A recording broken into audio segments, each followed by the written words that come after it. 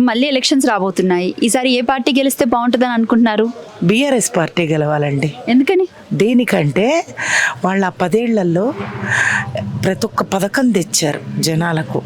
ఈరోజు ఈ రోడ్లు ఇవన్నీ డ్రైనేజీలు వచ్చిందంటే అదే క్లీను మంచిగా పారిశుధ్యం నీటిగా ఉందంటే బీఆర్ఎస్ పార్టీ వల్లే. ఇప్పుడున్న కాంగ్రెస్ ప్రభుత్వం ఈ 2 ఏళ్లలో దరిద్రం పట్టించేసేసింది కాలనీలన్నీ.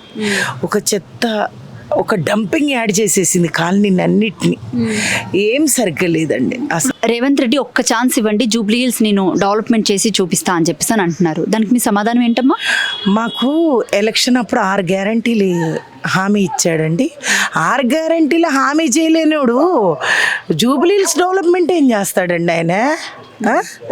6 గ్యారంటీలు ఏం చేశాడండి? మహిళలకు 2500 ఇస్తా అన్నాడు, మోసం చేశాడు. గ్యాస్ ఒక్క నెల వేసాడు అంతే, మోసం చేసేసాడు. కరెంటు బిల్లు 200 లోపు యూనిట్లు అన్నాడు.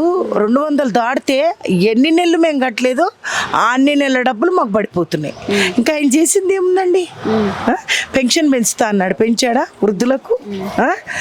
ఏం చేశాడని? ఎందుకు వేయాలి మేము ఓటు? దేనికి వేయాలి చెప్పండి.